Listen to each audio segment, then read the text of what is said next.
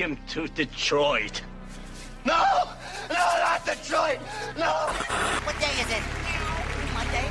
Oh, Monday! Monday, so good to me. Hey, it's Monday. Medical Monday. Changes could be coming to Michigan's marijuana law. A new set of bills now being heard in Lansing. Marijuana is not a drug. And the bills would have major implications to small medical growers known as caregivers. That's some heavy shit, man. Small pot farmers in California say the state is not standing by its promise to protect. Big companies were supposed to be limited, but some have stacked hundreds of licenses. Stop hitting me so hard. Created a cartel, essentially. You have an industry allowing for businesses to operate like cartels. But it's a Monday. Harm has been done by the fact that we didn't legalize it back then. Well, I don't know if there's any harm that's been done. There was people getting arrested, there were people getting thrown in jail. I mean, that counts, doesn't it? What kind of joint is this, man? Smoking marijuana all in public. You would think that shit was legal. We the Pistons in the 8, 9, and 9. Oh, bad boy. It's just another medical.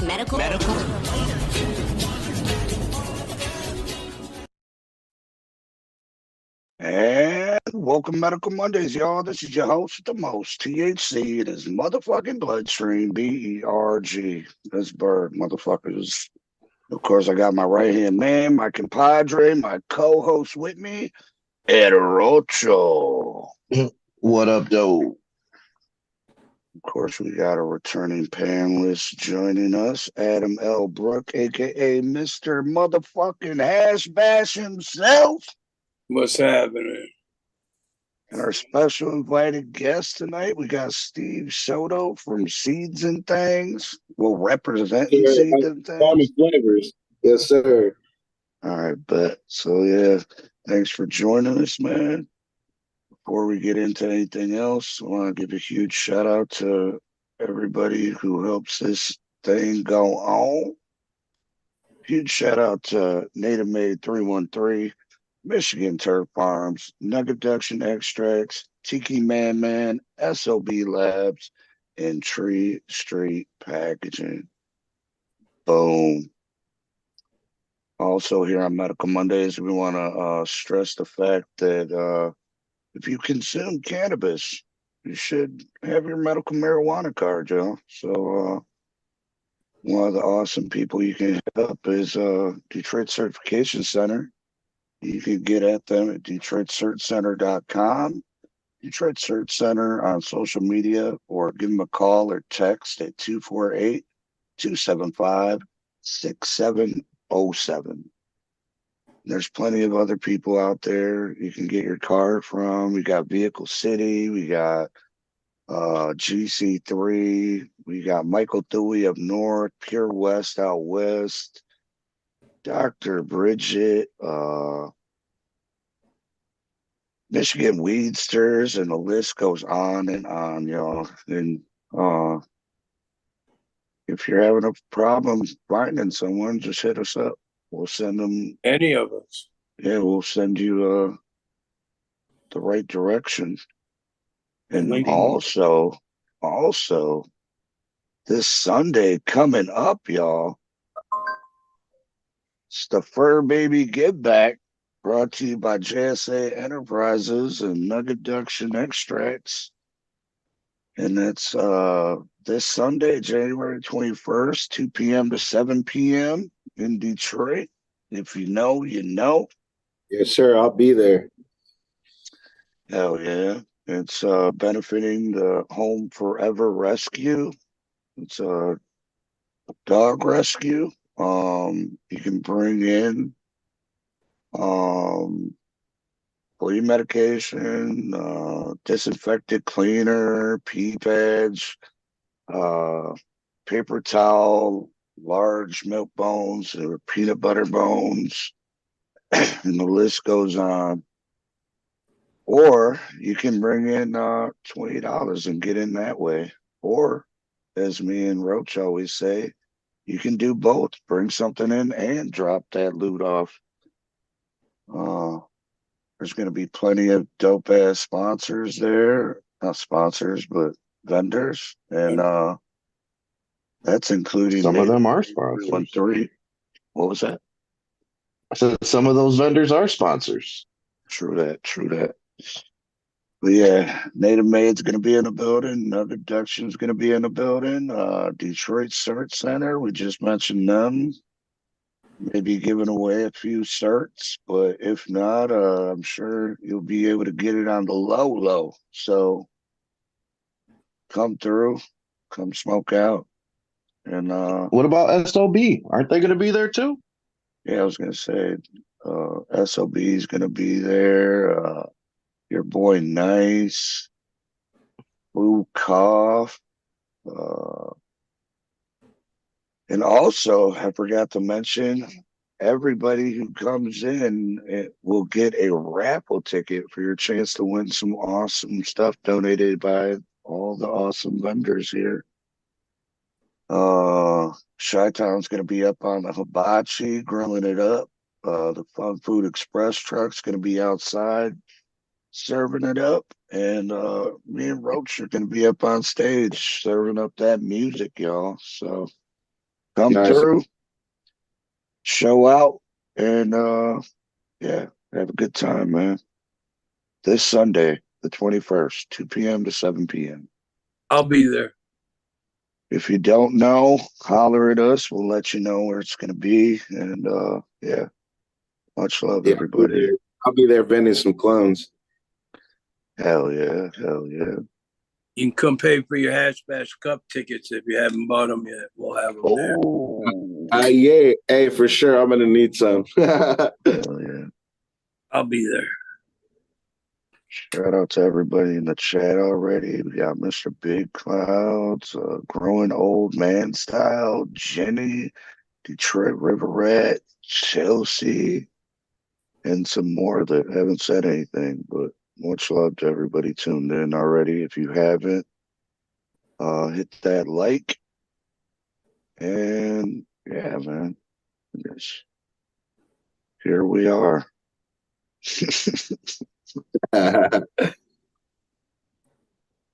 First off, what's everybody smoking on, man? I got some red runts and some Bahama Berry. Red runts? I think I've had red runts before. Yeah. I'm not a big Bahama fan what? of it. Bahama Berry? Yeah. Hell yeah. How about you, Roach? What you smoking on? I mean, I'm still working on the name, but this might be Sugar Baby Pie. Blueberry sugar, and wedding pie. Nice. What wedding pie? From SOB Labs, man. This is championship strain. Oh yeah, that's my cut. He won. Oh, that's his cut. That's his cut. That's the wedding pie number 6 is the one that I pheno hunted out that everybody's trying to claim. I'm not calling out no names, but I sold it to the couple people that tried to put their tag on it. But I'm the original pheno hunted. I'm pheno hunted that out. Hell yeah, you did a good job then.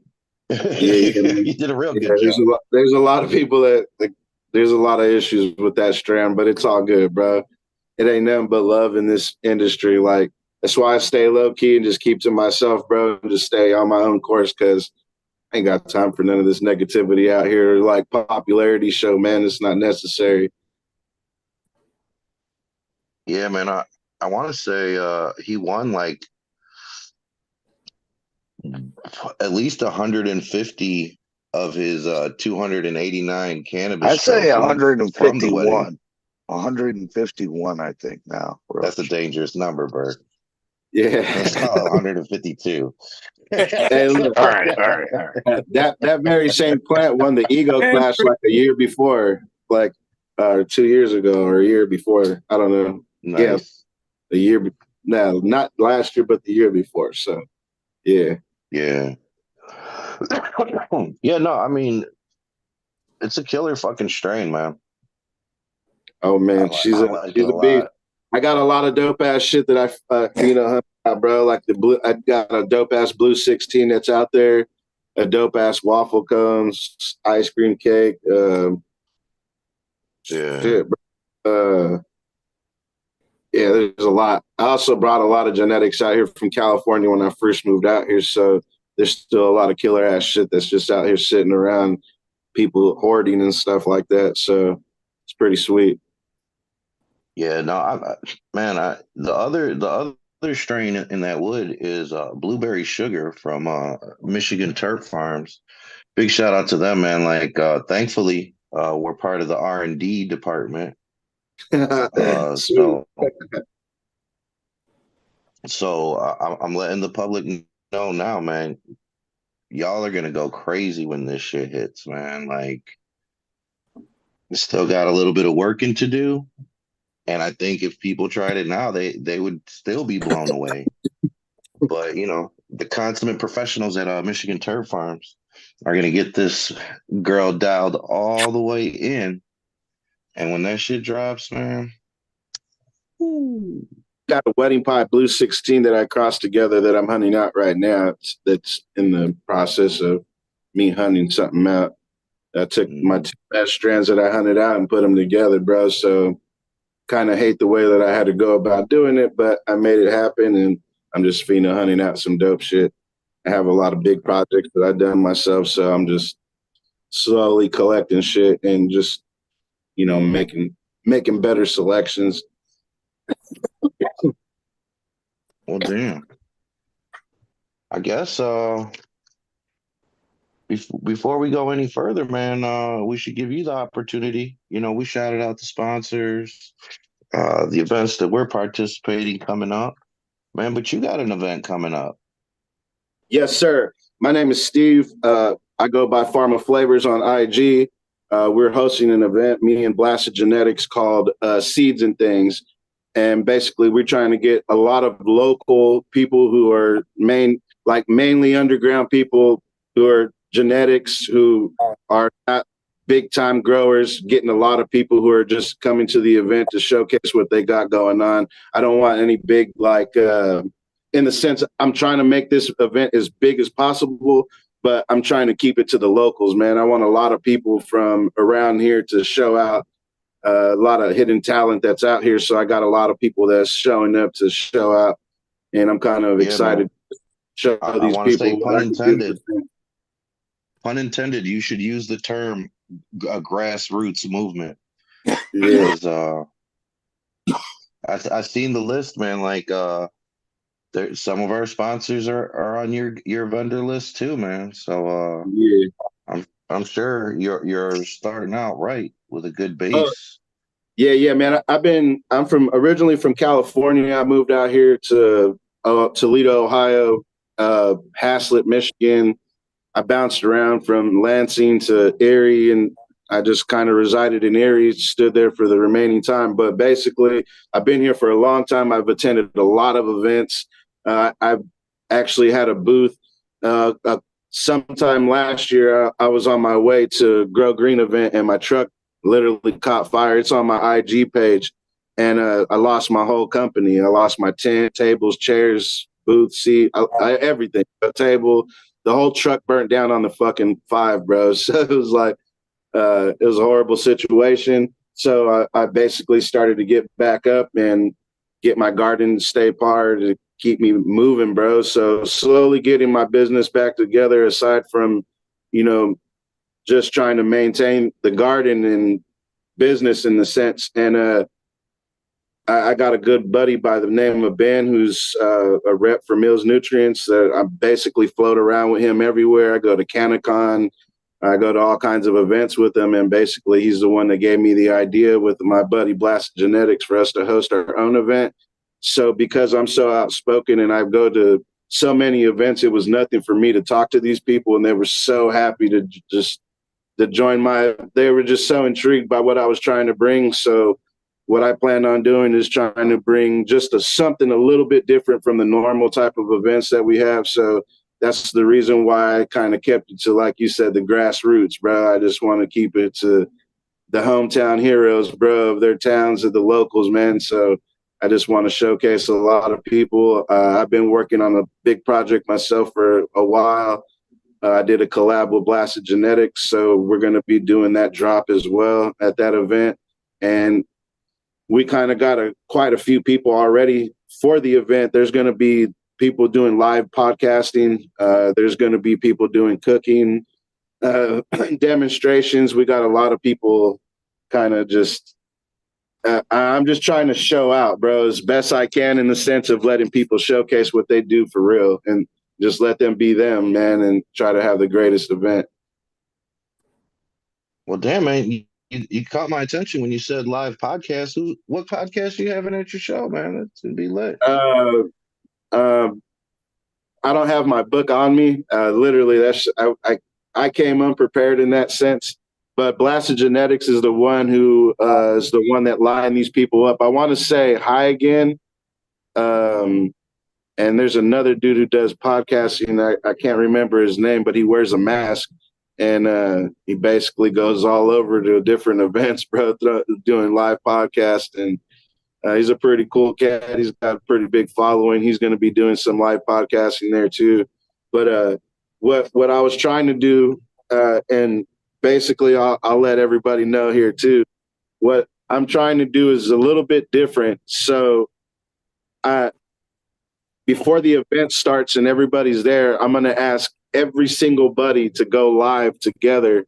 So not only does everybody see what's going on, but it's drawing the attention to everybody, because I'm trying to have as much attention as I can drawn to this event, in the sense of, like, I want everybody to see from every set of eyes, from every angle. And I'm not saying the whole time, but like 5 minutes for everybody to just go live so everybody can see what's going on. And probably like mid-event, so they could see everybody there, everybody having a good time. And then, you know, if they continue to go on, that's fine. But there's going to be people there going live. We got people that are going to be following around, videotaping and doing things, because we plan on having another event, and we're going to try to go a little bit bigger and having commercials of everybody having a good time doing cool stuff, and just basically really just trying to get people to showcase everybody's business. I want to be out there. So the VIPs that we got are going to have everybody's gift bag, or everybody's business card. It's going to have a little bit of everything that's in there, from seeds to edibles and flour. And basically the most important thing is that I'm trying to get is everybody that I invited to this event, that they get their business pushed out way bigger than they have it already. I'm trying to create a platform so when they're there, it's like everybody's page is jumping, everybody's business is jumping. So all I care about is everybody being happy, bro. And that's my biggest care and concern at the moment. So I feel like I'm on the right track, and I'm kind of excited to already get this thing going.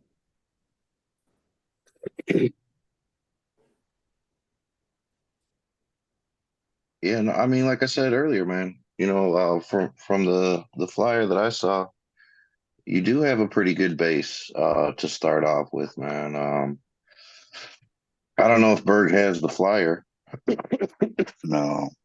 Yeah, we're actually getting some flyers printed right now. So that's the reason why I don't have anything, because I had to give up my books and stuff, kind of like just to get everybody lined up and straight. And once the flyers are out, they're going to be at every grow shop that I can possibly set them in all over Michigan. So I'm literally trying to get the attention to everybody out there. So I'm even going to try to go to a few college campuses, man, and try to just pin one up on a bulletin someplace.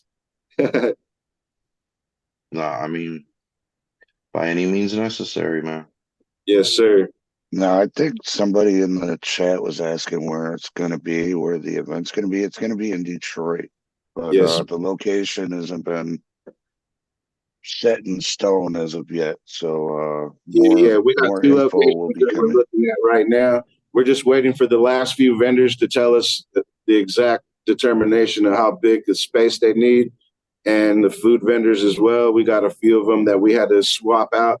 So just depending on where it is, we already kind of got a lock on two of them. So it's not really stressing it too much of where it's going to be in Detroit. It's in Detroit for sure. But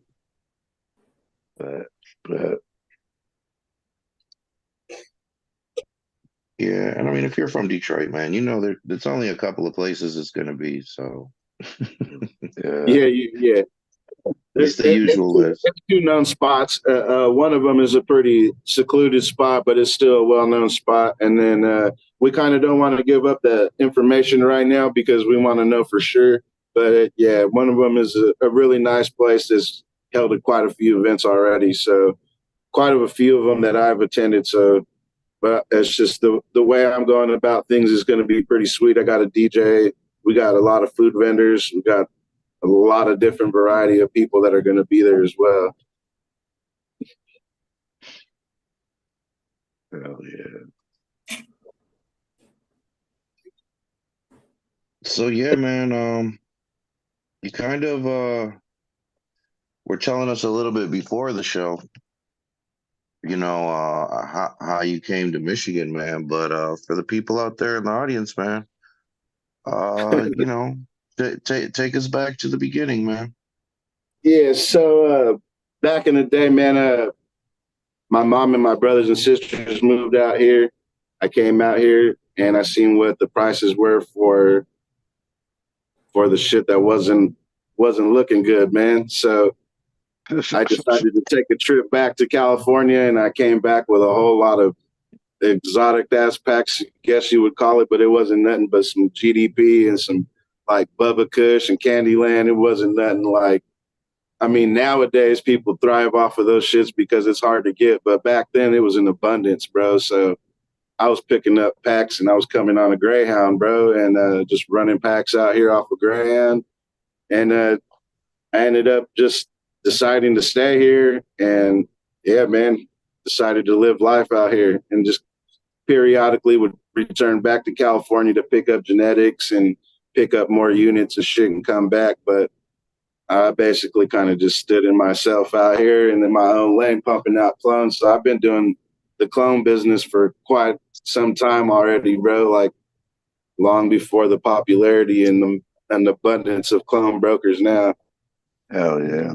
Well, fucking, let's go back even further, though. Like, you know, like, what was your first experience with cannabis? Like, what was the first, you know, time you smoked or was even around it, you know? Like, what was your... So, the very first time I got high was with my homeboys, bro. I used to skateboard all my life when I was younger, since I was like 9 to shit. Even I still kick push nowadays, bro, if I can, you know.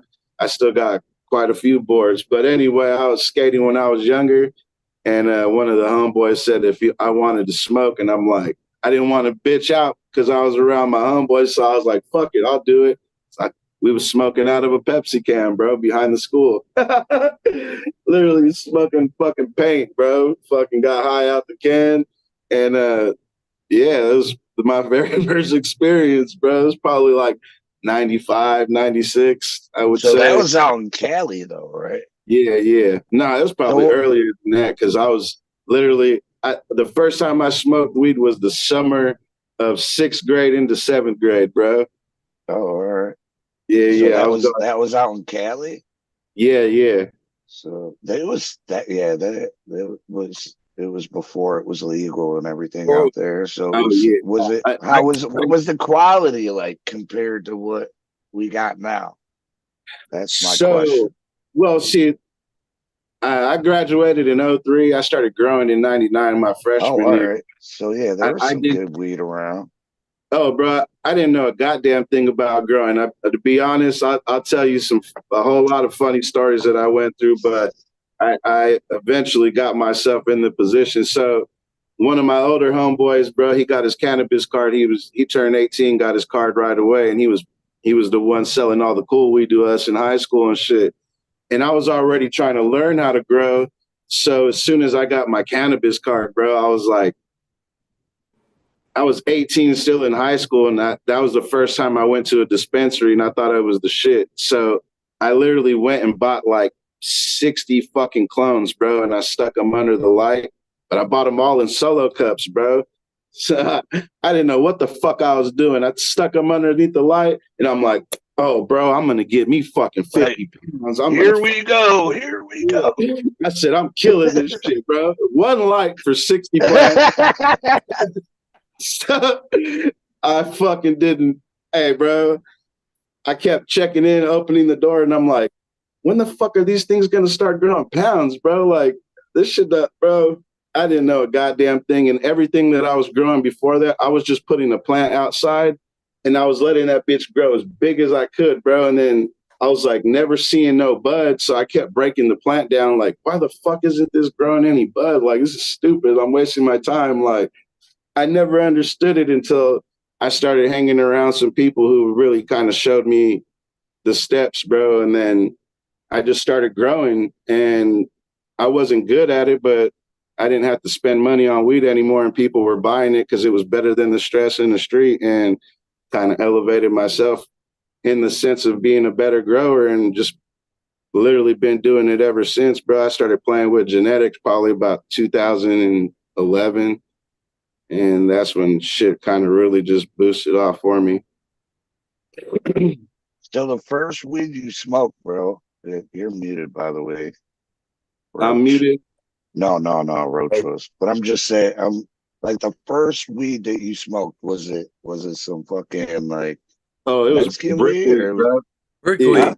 It was brick, bro. I'm talking like tap on the newspaper to get all the seeds down. You know what I'm saying? That's where I was growing all them seeds, bro. I had fucking big bags full of seeds, and I would just drop them outside my bedroom window, and they would get big as fuck, but I would never get no bud. And I'm like, fucking break them down because they would get bigger than my fence. And I'm like, oh, my dad's gonna see her. You know what I'm saying? I'm breaking shit because I didn't want nobody to know. So I was a rookie back then, bro. If I'd have known that it wasn't the season for them to even flower, bro, I'd have fucking been killing it way back then. Well, let me ask you this, man. You know, like here in Michigan, it was like almost like 20 years after I graduated high school before fucking weed was legal. So when I grew up, man, I was hearing all kinds of crazy shit, you know, from my family, from like, you know, just like media authorities at school, you know, drugs are bad. It's gonna make you fucking go crazy. You're gonna be fucking in a mental institution, like all the scary shit, you know. And then, like, you know, obviously that's just fucking a lie. and you figure it out on your own, you know.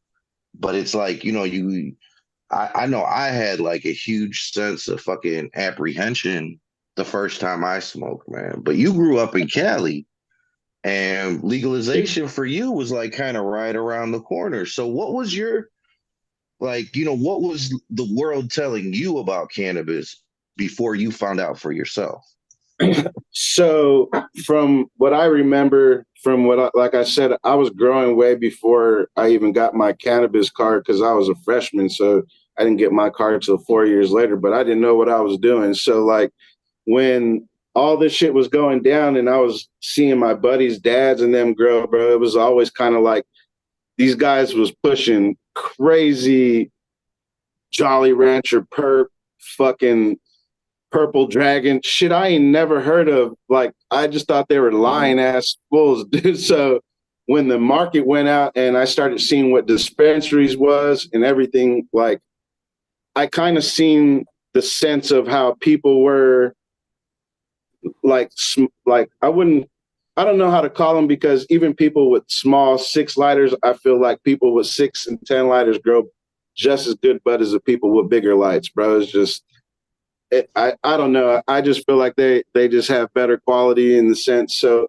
anyway, bro, and it was just different for these guys being hidden to the people that were growing big just to try to make money. Because I remember when I was pumping out packs for my buddy's dad, bro, I was taking them to the dispensary and they were paying us literally $1,500 a pound. And I was taking big slabs to the fucking dispensaries. So like, I was a runner for the little guys to the big guys out there, and I was making little money, but I kind of got the sense of how shit worked. So when I was able to do it myself, I kind of just stood black market because none of that big shit kind of made sense. And the market was different for people who were smaller to the bigger people that had the licensing and shit. So the weed is just different was from the people. I just felt like the weed was different from that sense.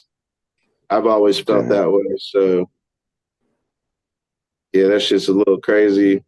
And that, like, just how all of it is, man. It's the way the market is now. That shit's is different, bro. I just feel like the weed doesn't smoke the same anymore, like, at all. I feel bad.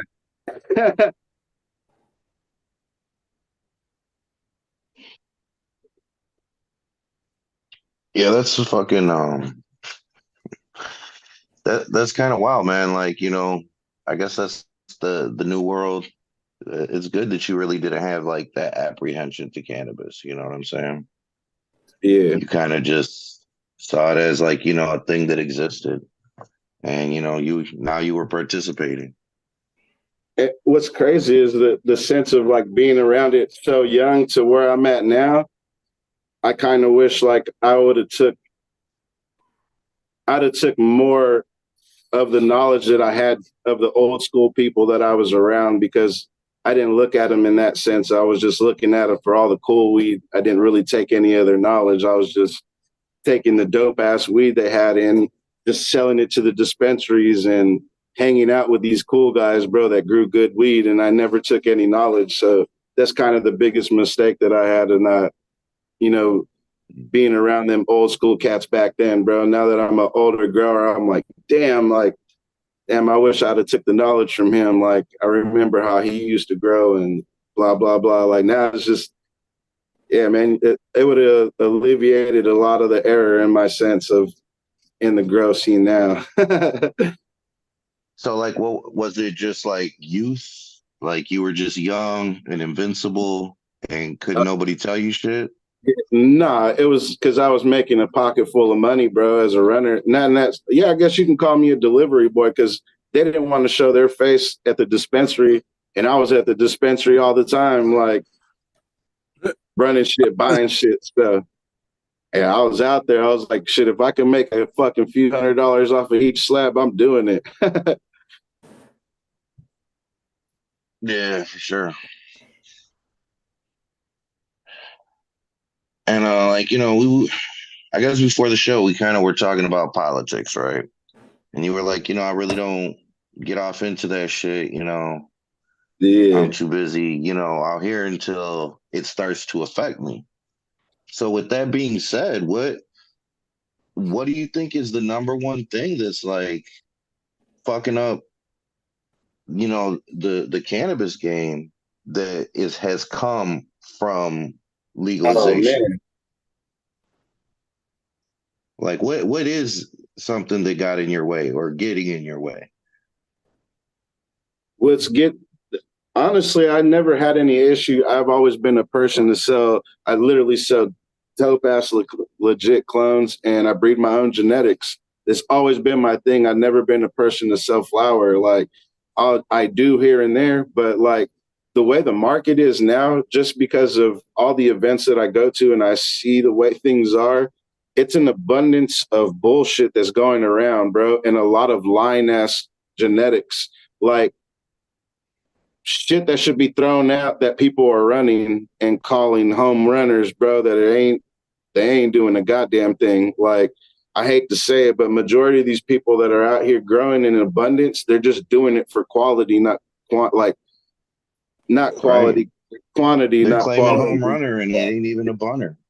Yeah, yeah, bro. Like, I've seen people try, and in a sense, like, that's the reason why I pheno hunt so big and so much, because I like the sense of looking at the variety of plants. And sometimes I'll run a couple of packs and I'll throw them all in the garbage, bro, because none of them do anything that is in a performance to me in that sense. And 9 times out of 10, and I hate to say this, bro, from the dopest breeders, I got homies that are dope breeders, bro, like that I know personally, to everybody that's a top breeder grows absolutely the same type of garbage that everybody's fucking smoking, bro. literally has the same type of terp profile. It's all like it runs crosses, dumbass. It's just stuff that doesn't smoke, bro. That you find yourself smoking and smoking and smoking and smoking. Like eventually you're gonna get tired of smoking. You're gonna you feel like you got to take a break because you're just not smoking like you should anymore. So a lot of the genetics is washed the fuck out and played out in that sense, and it's not nothing that genuinely gets you high. So a lot of these people that are so-called pheno hunters that do their thing, bro, don't really genuinely look for it. They just look for a pretty plant, and it's some of these pretty plants don't smoke at all, bro. And I throw them motherfuckers in the garbage because I'm not gonna waste my time trying to serve somebody a plant that ain't doing nothing. Like I just can't do it, bro. If it doesn't get me high, I'm not gonna try to push it out there, bro. So, like, are all the genetics you put out stuff that you like stuff that you would fuck with? Or yeah, in the sense, I try to look for. I don't look for it in the sense of what it can do for me as long as it gets me high. But I try to look for the stuff that is going to be beneficial to other people as well. You know, like some of the stuff that I've come across that I've, try to find and hunt out. I'm looking for them heavy stoners. Then I find some shit that'll get me hella high, but hella energetic. And I'm like, oh, I like this plant. But, I kind of float with the plants that are in the sense that are going to smoke well. They're going to develop well, and they're going to have that smoke. They're going to have you high, bro. Like, that's what I'm trying to get is like, I don't look for the shit just because it's pretty. If I'm giving you a clone, that motherfucker's it's gonna get you high, bro. It's gonna have some punch to it. It's gonna do something, man. And that's what I look for every time that I pheno hunt is what is the smoke is like, not just what it's gonna look like. And there's a lot of pretty plants, like I said, man, that just don't do nothing. And I run a lot. Nah, man, like a lot of smokers out there, I've run across a bag seed here and there and thought about what would it be like if I started this out, man, and like for instance, I don't really like orange terps, no tangy terps, like Romulan, Romulan is probably as far as I go down the orange path. You know what I'm saying? There are some standout strains, and I think that has a lot to do with the grower. Like, shout out Michigan Terp Farms, that fucking orange Skittles, forever fire. This guava tangy shit is fucking crazy. Nice. But if it ain't that, fuck that shit. I don't really like the orange fucking shit. You know what I'm saying? Yeah, I don't fucking know orange terps at all. But if I was, working with genetics, I think that I would fuck with some orange shit just because the demand is there. You know what I'm saying? The community, the public, the patients, the custies, people want the fucking super booth. They love that shit. Yeah. They want the tangies. They want the tropical cookies and cookie and all of this shit. You know what I'm saying? And I don't judge you a little bit if you smoke that kind of shit. You know what I'm saying? But the demand is there. The demand is definitely there. So as a geneticist, I would be like, you know what, Roach, you're gonna have to fucking delve into these fucking orange strains. And because this is, your fucking genetics, you're gonna put your name on it. You're gonna have to really find that fire one. I'm gonna have to find that fucking orange Skittles for myself, like they did. I'm gonna have to find that fucking guava tangy for myself, like they did, so that I could put my name on it and put it out. But then I gotta ask, how am I gonna judge that? How do I judge some shit that I don't like? So I'm asking you that question. How do you pheno hunt and judge for some shit when it's some shit that you don't necessarily like, but the demand is there? You've taken on this project, and of course you want to give them that home runner. So how do you judge some shit that you don't like, man? Medical Mondays, bro. We ask the hard questions here. So look, that ain't really a hard question because I'm like you. I have 0 fucking orange terps in my garden. That's dead ass serious. I don't even bother with them because I don't like them. You wouldn't even do it. I don't even bother looking for them, bro. So if you're looking for them type of terps, you ain't gonna find them in my garden. And I have no problems pushing you off somewhere else where you're gonna get a legit cut. Because I know a lot of people quality. Stuff, but I'm just not that type of person to have it. Like, I'm not here to please people in the sense of flavor like that. I'm here to get you high, and that's what I'm in for it, bro. Like, the whole point of this shit is this whole thing was supposed to get people high as fuck and have a good ass time, bro. Like, enjoyable. So that's what I try to look for, is to bring smiles to people's faces when they smoking on shit that they grow from me. So like, I try to look for them exotic shit, and then being connected with my buddy Mills, Ben Mills, he be giving me a lot of dope ass shit to play with. And I stay with a lot of exclusive genetics, dude, because of that guy. So he puts me on severely with a lot of stuff that's exclusive that I get to genuinely look for, and aside from the stuff that I'm already playing with. So I'm thankful for him in many, many ways. But like, yeah, man, I got shit in here that'll rock your socks off, bro, and have you feeling like couch potato, man. And right now I'm on a big ass Bubba Kush hunt. So I got a lot of different exclusive Bubba Kush strands that I'm hunting out. So I'm trying to bring back the Bubba Kush, man. That's one of my ultimate favorite strands. So I'm doing the most that I can to try to bring that originality back to that shit, that chocolate coffee terp. Man, I swear it was like maybe 2 weeks ago, a month. I haven't had chocolate Thai for real in so fucking long. Right? Yeah, and, man. I mean, I'm not saying it's the all-time most killer strain, because like I didn't smoke that shit when the art was elevated to the point that it is now. You know what I'm saying? For that period in time, that shit was fire. That was like the best weed. But compared to like weed today, like I would like to see some of those genetics come back with today's fucking technology and see what that shit really do. Whenever we get a chance, I'm happy bro, to hear you say that. in the next few weeks, I'll have to connect with you guys, bro. I don't know how far you guys are from Erie, but I'll have to bless you with something that was blessed to me by a homeboy that really did some dope ass work. But he took a fire OG to a Chocolo times Bubba Kush, and he hunted this out, bro. And it's like, he literally calls it hot chocolate Bubba Kush, bro. And he told me that the terps are chocolate Bubba Kush.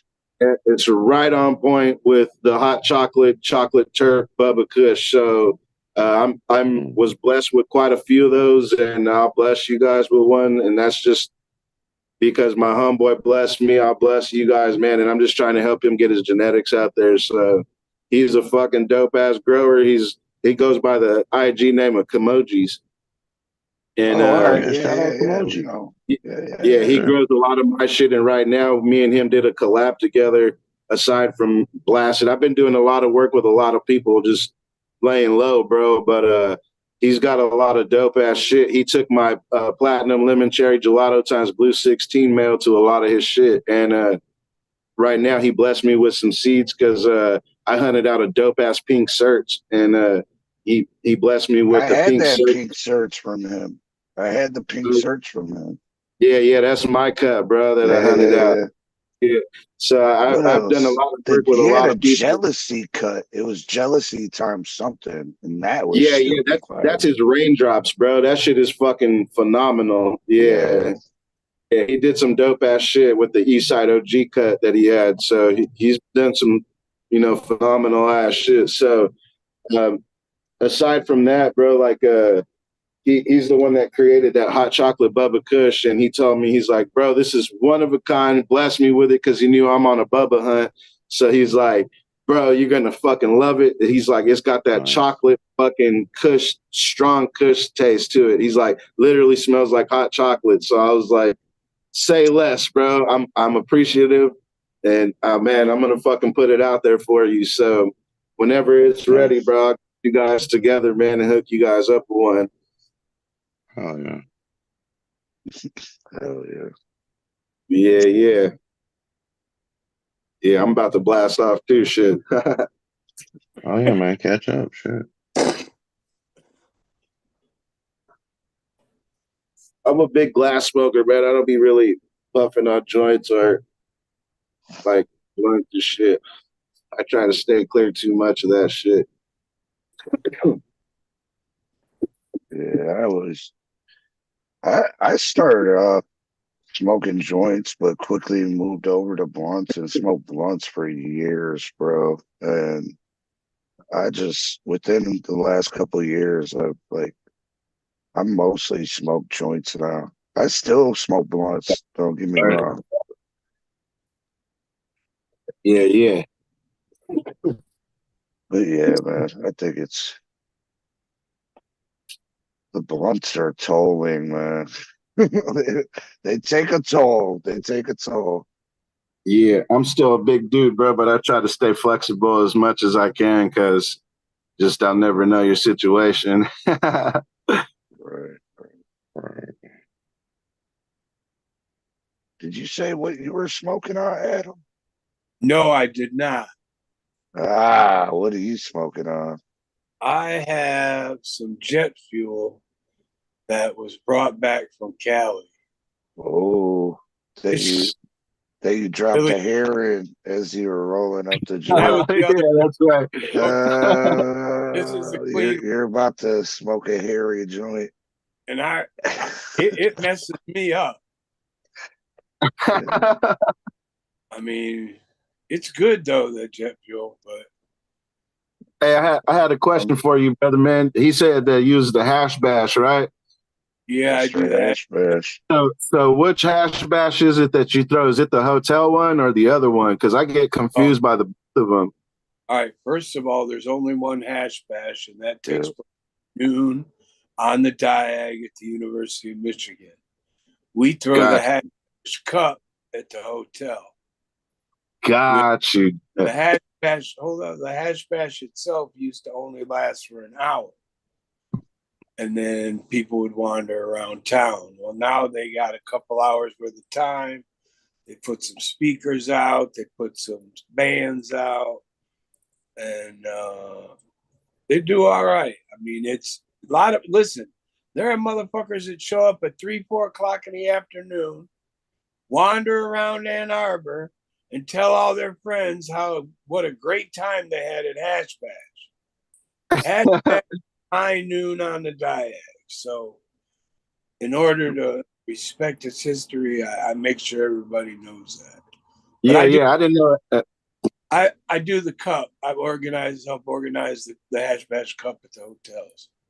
Okay, because I've been to the cup quite a few times, and that's where this is the first time I got shroomed out on an accident, bro, not knowing they kept feeding me these chocolates, and I'm just fucking gobbling them down like I'm already high, and I'm just thinking they're edibles because I don't really take the edibles, and I'm smacking these back, and then he quit giving me chocolate. I'm like, why'd you stop, bro? He said, you had your dose. I said, my dose? And that's when I was fucked up, bro. I don't remember too much after that. I was on another fucking level. So I'll always remember that, bro. That was literally like last year. I was fucked up. Ann Arbor's real big on mushrooms. They decriminalized mushrooms there. And yeah, I didn't realize until it was too late. Mushroom, all kinds of shit. Hell yeah.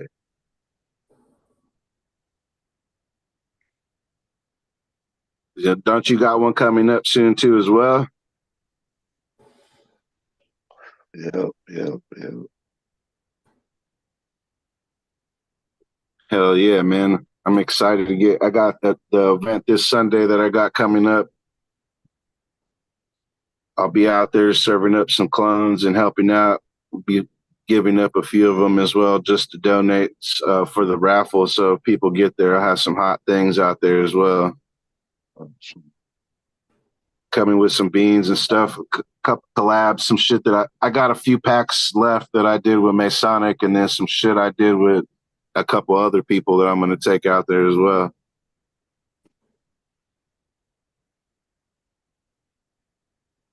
So what's that Wilson about, bro?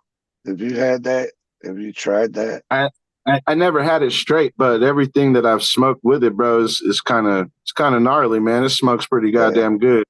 Yeah.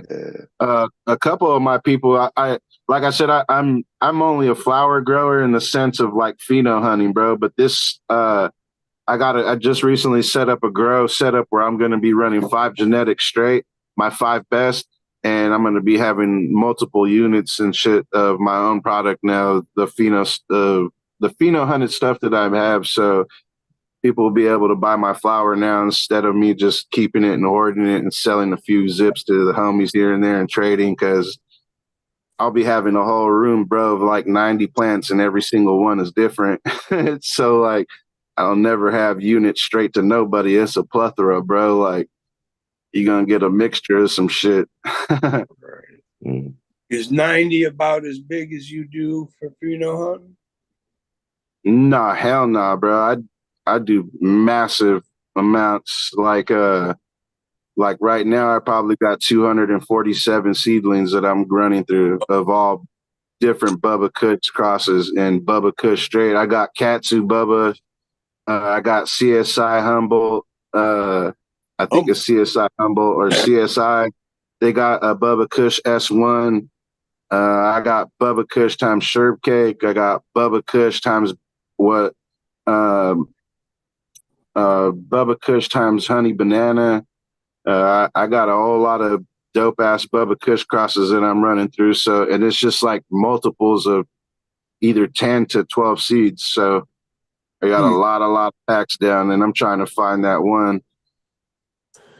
Yeah, man, that would be funny as hell if you had a commercial of a shrimp naming off all the Bubbas. Like if Forrest Gump, where Bubba was naming off all the shrimp. That would be hilarious, bro. Since they have that would be fucking hilarious. Have AI Bubba you Gump, got bro. Bubba Kush, Chocolote Bubba Kush. Like, yeah, that shit would be fucking hot fire, bro. We got hot chocolate Bubba Kush. Right. or have an AI with fucking Bubba Gump talking about that shit, yeah. bro. Yeah. Naming off all my Bubba strands. Yeah, for sure, man. That'd be hilarious. For sure. There's a lot of different kinds of shrimp. Oh, for sure. There's a lot of different kinds of Bubba. Yeah. Oh, bro. I got a lot of different variety, and I'm just hoping to find some dope ass ones in the sense of what I drop.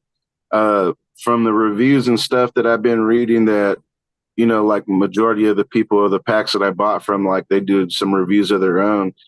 And I'm kind of like really looking forward to seeing the terp profile of the CSI Humboldt. If I'm not mistaken, they got a Bubba Kush S1 that I'm running. I'm really hoping that pheno that they're talking about is in that, because it'd be great. Because I'm trying to take a male Katsu Bubba Kush, and I'm gonna try to fucking cross it back to some other crosses that I find, and just try to make like Bubba Kush more dominant in the sense, try to bring it back straight. Eventually I'll find that pheno that's worthy to call Bubba straight. Damn. So like when we were talking earlier, I asked the question about the orange terps, and you were like, you know, absolutely not in my garden. So what are the types of terps and strains that you like to go for? I'm a gassy garbage person, bro. Cushy, creamy. You know what I'm saying? Like, I'm just not that type of person with like floral or like too much. What really grinds my gears in the sense of what I don't like to smoke is the type where you can grab some weed and smell it, and then you smoke it and taste it the whole entire time. Fuck that, bro. One puff and I'm done. I will never hit it again once I taste it. I'm like, And it's just nasty, bro. I'm not that person when the flavor's so strong that it tastes like. Nah, I like to taste ash, bro. Like when that bitch is burning, I'm not trying to taste fucking flavor the whole entire time. That shit's not. I just don't like it in that sense. I don't mind the burning sense of flour, but like you're supposed to be burning some shit. It tastes like someone sprayed some stuff in your mouth. I don't like that. It's just. Yeah, you're talking about that artificial terp shit. Nah, I'm not. I'm just, to me, that's what it tastes like. It's not like that. Like the homeboy, bro, Mobile J, he knows that he's a cool cat. He's one of my buddies, bro. But every time I see him, I'm always talking shit about his super booth. I'm like, bro, your shit's garbage. Like, I know that's what everybody's fucking wanting shit, but that's my homeboy because that's just between me and him and shit. I'll be talking shit to him and stuff, but yeah, bro. And in all senses, jokes aside, that's like I said, I don't want nobody to try to take this and turn it the wrong way. That is a close buddy of mine, and that was just the inside joke between the both of us. But that's just because I can't stand that terp profile, bro. Like Super Boof is one of those ones. Like Trop Cookies is a lot. I ain't puffing on that, bro. That's just not my cup of tea, you know? Just like lemon terps. I'm not a big lemon terp person either. I mean, for me, man, with the citrus, I love lemon. I love the lemons without the haze though. I'm not a big haze guy. Like I've had some fucking fire ass, like he called it lemon cookie, but yeah, bro, he had this cut that just was like all lemon, straight gas. There was no haze to it whatsoever. And that was nice. Roach knows him too, but I don't know if he ever had that weed. He's had the birthday cake from him though. Nice. Birthday cake is some pretty good smoke, man. I've ran that quite a part. Is it cupcake? I think so. I ran a lot of shit. I've come across some shit that's pretty dope on the smoke, but I just never pushed out. So, I mean, I know there's a strain called Holy Grail, but like, what's your Holy Grail? What is the good, bro? Like my all-time favorite strain since back in the day till now, bro, has always been Bubba Kush, bro. Like even when I had a variety to choose from back in 2008, bro, I walk into a shop, I'm like smelling all the different type of Bubbas, and I'm finding that one, and I'm like, let me buy 2 ounces of this, and I'm out. Fucking kick pushing, bro, straight to the park. So we got a message in the chat real quick, man. It says, come see SOB March 3rd in Detroit with Farm of Flavors at Seeds and Things. Yeah. SOB. Yeah, that's my boy, man. Yeah, shout out KK, man. That's the homie right there. Yeah, I met that dude. I met him back in like a Rainbow's Farm event that I went to like way back in the day, bro. Like I'm not sure if you guys are cool or familiar with Phil from Northern Connections, but yeah. Yeah, Phil's my boy, bro. And it was me, Phil, him, bro, and the homeboy from Bully Boulevards. Bro, they showed me a lot of love at my very first event, and I literally just because of them, bro, is the reason why I pushed off doing what I did. They just showed me so much love that I just kept going to everything I could. Yeah, no, I mean that's how the community grows, man. Oh yeah. So what happens when you find this ultimate Bubba Kush, the Bubbaist of the Bubba? Oh, bro, I'm blessing the world for a little bit. Like they're gonna be able to get their hands on it. Then I got to make it exclusive. Right. For a limited time. Then I just got to cut it short, bro, because I just don't want it to be hoarded out in that sense. But I want people to enjoy that Bubba Kush sense, bro. Like I'm gonna try to really bring it back, and that was my all-time favorite strain. And that's not my biggest focus, but that's one of my projects that I got going on right now. Because right now I got a lot of stuff that I'm also hunting aside from Bubba Kush, aside from those big numbers of seedlings that I got, that I'm just trying to keep it. I'm looking for a dope ass male for this next project that I got going on. So I got a lot of dope stuff that I got blessed with, and they're just trying to do a collab. And I got like maybe 5 dope people that hooked me up with some stuff, and I'm just ready to make this, kind of super special in the sense of my big comeback, bro, since my whole shit burned down. Yeah, I mean, that's good, bro. Like, there's a couple of strains, like for me, like the different aliens that were around not too long ago. Yeah. Like that original skunk, the skunk that smells like some shit just got ran over on the freeway. Road And that skunk. shit sprayed and fucking died. And, like, just straight roadkill. I missed that type of stuff too. Like, yeah, there's a couple of strains. I that, would like, even we put in a lost. little bit of rubber into the skunk too, because it got ran over. Right. Like that's that roadkill skunk. Yeah. It was Literally, dog.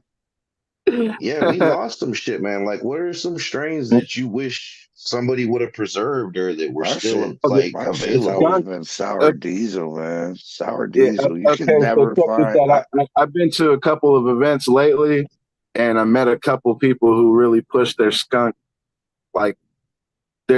on me, bro. But when I smelt the bag, it was not nothing what I thought it was at all.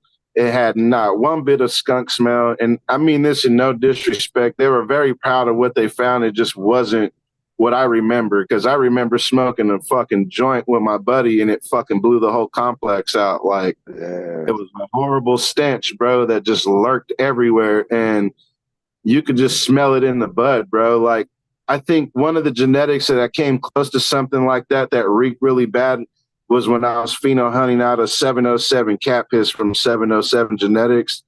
And I found a really dope ass fucking pheno, bro. Like, tremendous fucking wrenchy ass terp profile. And I gave it, I don't remember if I sold it or I gave it to the homie Straight A Genetics, but he ran it and I think he called it the kitty litter or something like that, bro. But that had one of the most amazing, nastiest fucking profiles I found in a while.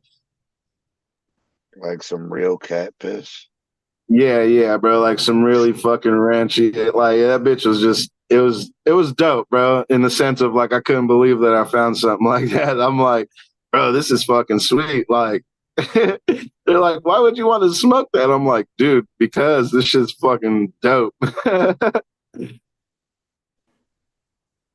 So you ever find you're looking for the baby poop terps and shit too, then, huh?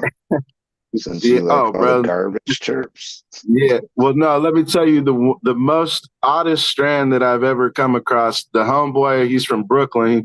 I haven't seen him on IG in a minute, but damn, I don't even remember his profile, to be honest, and I feel disrespectful in the sense because he invited me to his house quite a few times, but he is genuinely from Brooklyn out here in Michigan, and he grew something that he crossed with SFVOG, and I can't remember what he crossed it with, but he gave me a bag, bro, and this weed smelled it smelled like steak seasoning, but when you smoked it, bro, this shit was like the most disgusting fucking rotten meat taste that you could. I even was like, I had to look at it like, I even rinsed my bong out, like, what the fuck? It hit it again. I was like, oh yeah, it's the weed, bro. I was like, it smelled like seasoning, like steak seasoning, bro, like seasoning out the oven on the steak. Like, that shit smelled amazing. And then when you went to smoke it, whew, boy, that put some nasty shit in your lungs. But man, it had you lit, seriously. That rotten meat breath. Yeah, that shit had that nasty ass rotten meat inhale. That shit was nasty, but it smelled hella good in the bag, like steak seasoning.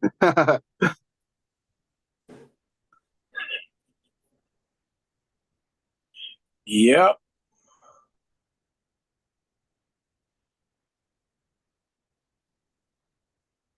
Yeah, man. Hey, Roach, wait. I was trying to tell you that you were muted, but I was muted too. But you're muted, Roach. I know. I thought he said something, but I couldn't. I didn't. I was like, shit. I don't know what was going on, bro. I'm new to all this shit, so I don't know what to say. You know, man, we out here. Now, what I was saying is, man, we had a sponsor a few years back, man, and he had a strain of meat breath that was straight up meatloaf with like mushroom gravy, man. That shit was crazy. He ended up losing it. He didn't even have it for long. But that It's shit crazy was how it's like fucking so detailed into the strand, like how people don't understand on a certain smell. You could really smell every detail. bro, it was like a specific meal. Like you could only there was like a little bit of mashed potatoes in the background, bro. Like it was the a whole little bit plate. of Thanksgiving stuffing, like It's like some, he had it's the some whole Willy fucking plate Wonka on the shit, fucking bro. Willy all Wonka, right. dog.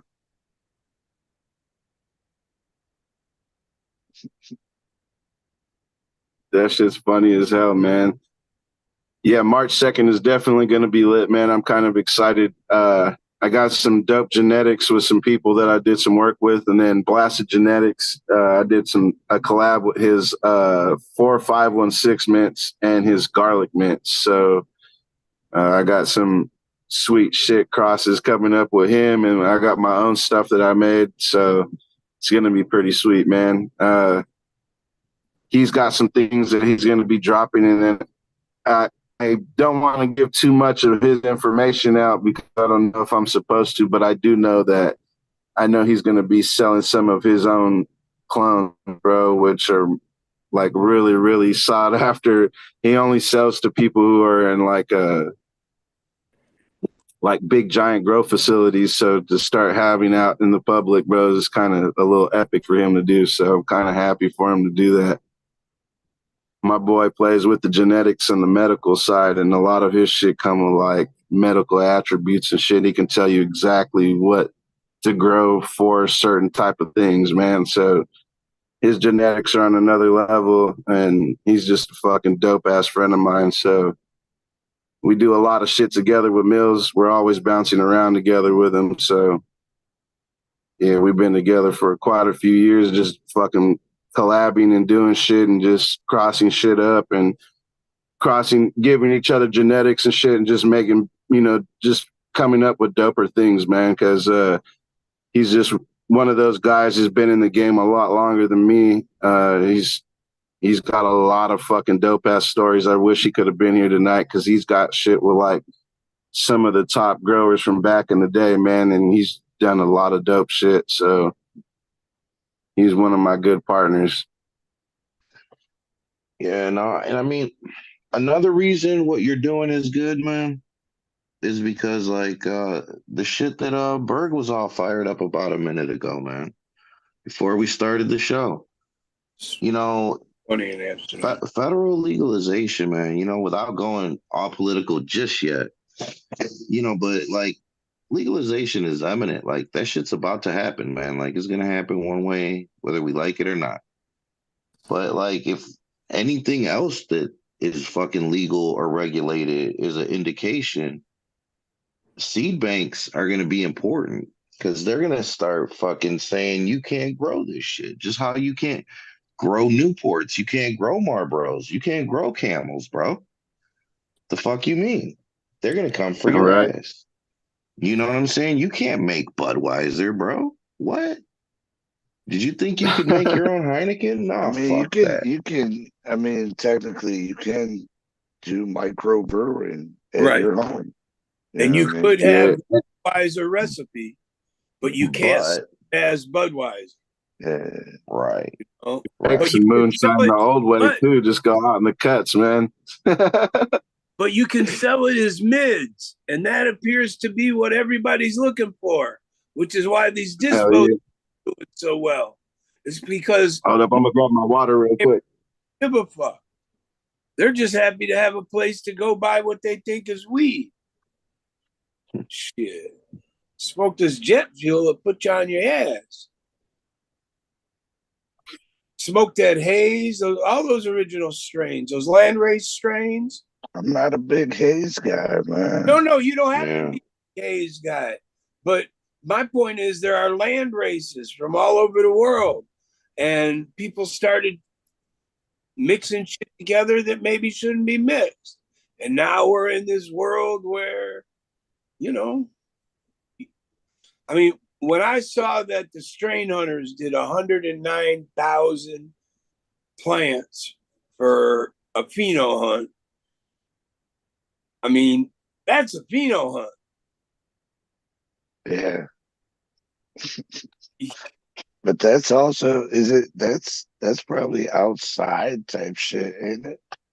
Oh, it's in Thailand, yeah. I mean, and then the just banned it, which is even crazier. But no, that's that. I mean, they're doing it under like hoop house type setups and whatnot in these greenhouses and whatnot in Thailand. They're doing a massive pheno hunt. They'll come out with whatever strain or two out of that, and then they'll market the shit out of it. And that's where it's at. Not for guys like us. We'd rather know some guy that grows 8 plants and they're the best shit you've ever tasted and get our little ounce that they'll sell us, you know? Yeah.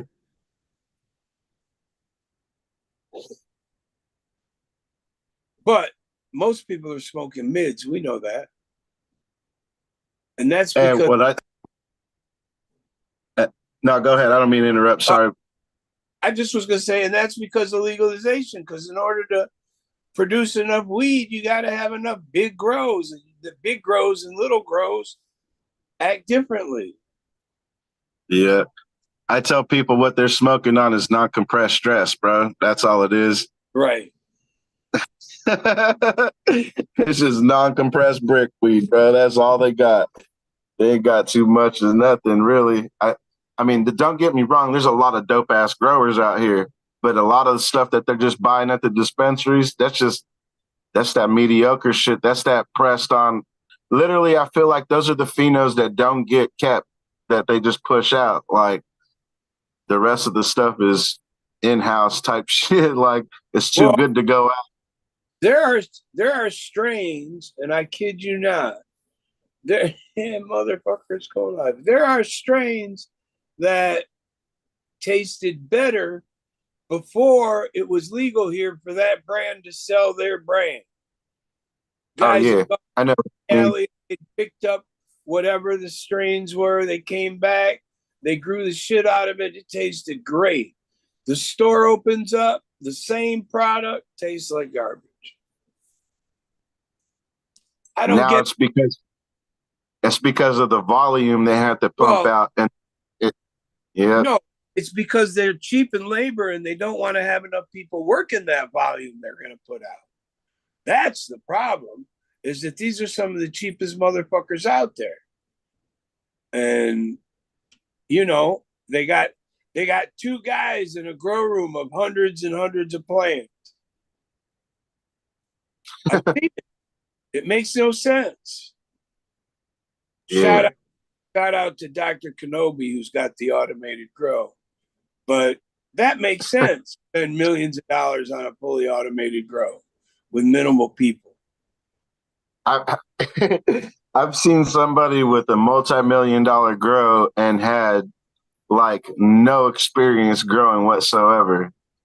And they were asking for a lot of things that I just couldn't do. Wasn't ethical in the sense of me to try to take that type of position with my own genetics in a sense. And then like you're saying, you basically seen somebody growing super duper dank. And then when they went into the market, it's just shit. Like I kind of see how it goes shit because of the way they want to run things in a production sense.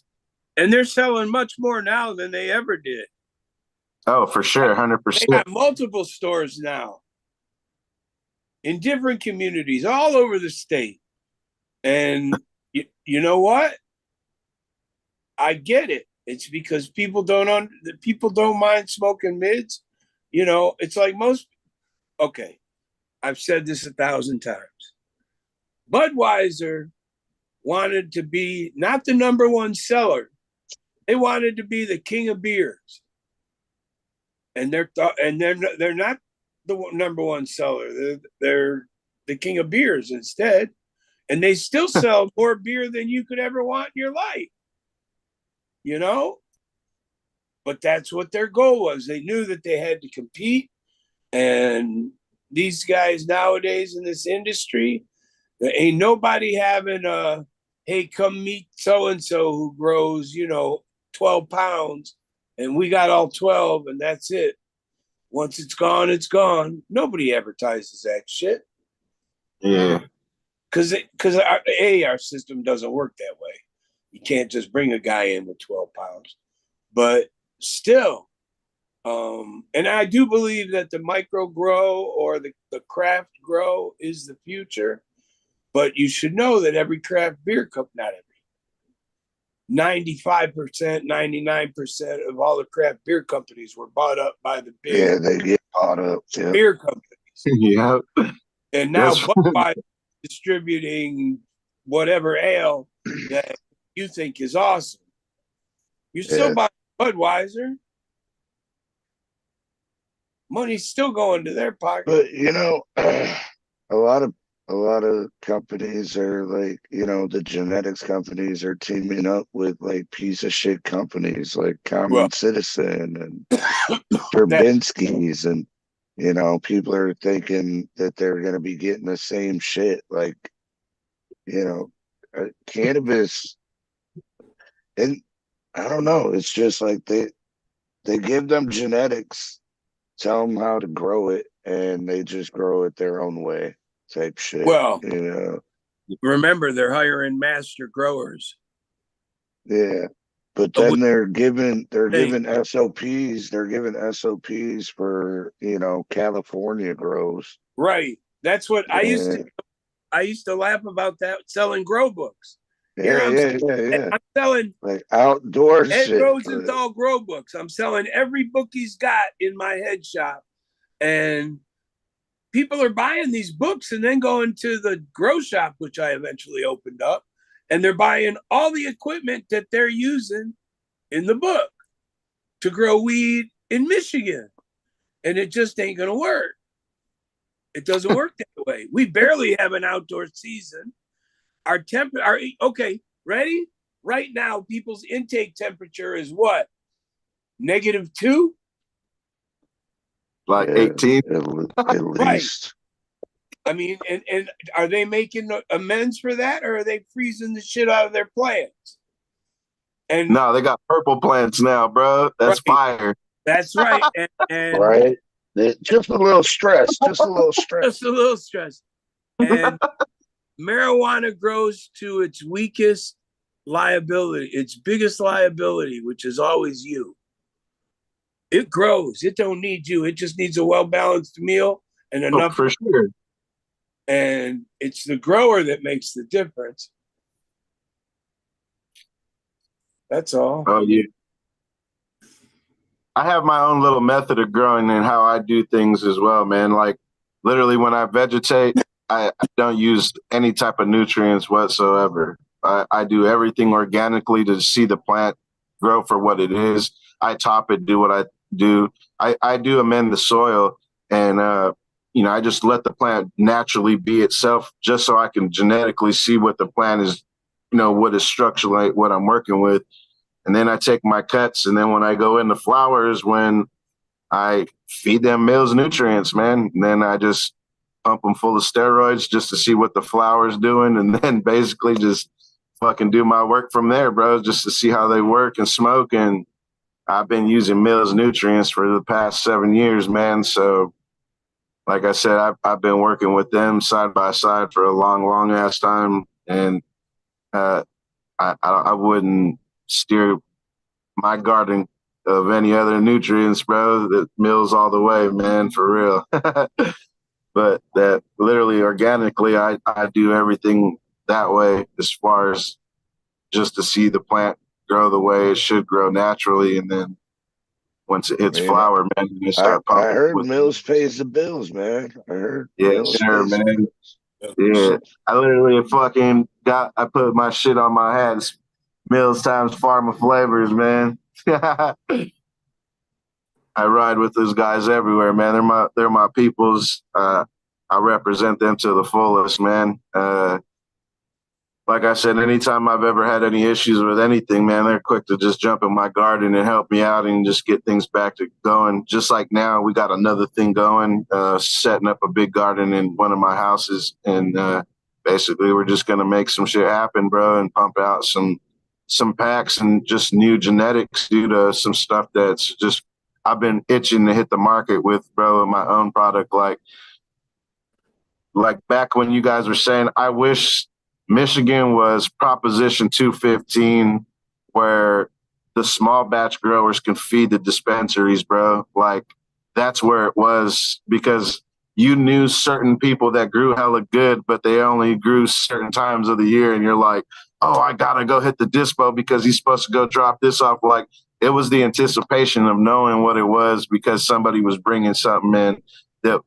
That's what it was, an excitement when you start to get to know the growers and going to events and seeing that. And that's kind of the reason why I'm excited as well, because the way things are going for Ohio, me and Blasted Genetics recently just booked ourselves for the very first big cannabis event that they got in Cleveland.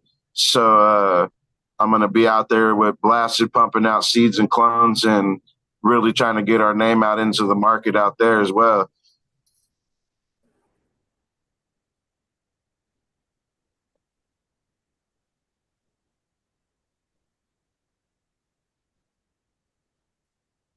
There you go. Oh yeah. So we've been talking about different events in cannabis, man. But like, I know the guy's right there. So it might be an easy thing to say, hey, Hash Bash Cup is the best cannabis event that I've ever been to. I say that shit all the time. I don't know what your opinion is, man. What's the best cannabis event out there? I would say that and no disrespect to him whatsoever, but like I absolutely go to every single one of those events with my boy Blasted. We have the greatest time, but he's the one that I have that I'm trying to compete against, bro, as far as trying to, like, not in the sense of competition, but just like what I'm trying to expect in the sense of what I want to do for my event. Like, I just love the way he went about his thing, and I'm just trying to, not in the sense mimic it, but just try to have that sense of enjoyment. Well, the way I do when I feel there is the way I'm trying to have everybody feel the same exact way. So like that's I look up to his event as well, bro, is very much because he's always hosted some dope ass events and a lot of memorable ones for me as well. I've been doing them for a while. Yeah, man, you're a fucking dope ass person, bro. Seriously. Things have changed over the years. I mean, there used to be events that were invite only and you wouldn't tell anybody. And, you'd still get 150 people to show up. And I mean, now the biggest thing, I ain't gonna lie to you, I couldn't figure out how to bring it up. Now I just figured out how to bring it up. I don't know how people do events in buildings that don't have occupancy permits. Right. I mean, that's where we're at in this game, is that people do events in buildings that shouldn't be occupied because the government hasn't done its inspection, and they think nobody's going to notice. A couple hundred cars showing up. I mean, come on, we had the rave scene at one point here in Detroit, man. Yeah, but everybody we used to pull up to abandoned warehouses to go to raves, Adam. But I used to run them, dude. I ran one behind Matt Abel's office on Mac and Bellevue. Mac and Bellevue. Mac and Bellevue. The point is that there was nothing around in those days. So there was the people that were there didn't care.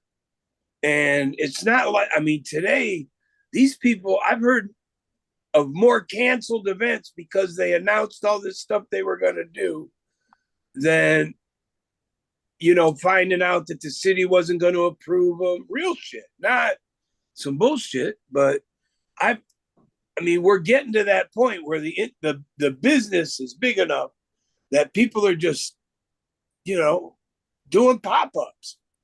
And I think that's the future. I think events like what you're doing is huge. And I'm not trying to have my shit as a pop-up. That's the reason why Stephen things. I'm like I said, the way you do things is the way how I was trying to do things to go big, in the sense of having a few events, like maybe 2 a year at the most, 3 a year, but like having them hosted in the sense of like all the home people, the home runners, bro, is just doing things or naturally, organically, the way they do them. And just right now I don't want to put my foot in my mouth and say things, but I'm trying to keep it low key in the sense, because I've heard there's a few people out there right now that are going around trying to look for events just to call them in and report them to shut them down. So like, I'm not trying to have any issues with anything. I want to have a great ass time. I'm doing everything legally the way I'm supposed to. I literally even asked my lawyer how to do this in the sense of doing it correctly. So I asked all the questions and the legalities as far as the building and stuff that I'm doing with. So I'm not just trying to make this something a one-hit wonder type shit. I'm trying to make it an extravagant. Everybody kept pushing me to try to do a cut, but I'm not on that level to even get close to trying to do anything like that. I'm just trying to have a feel for it, because this is my first event, and it not in the sense that it's overwhelming, but it's like it's a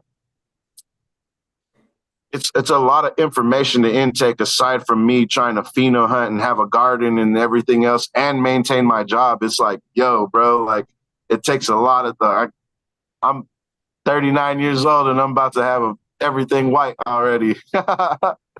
It's crazy, man. I get to stressing about things that I know I'm in control of, but it's just like, I just stress about making sure everybody has a good time.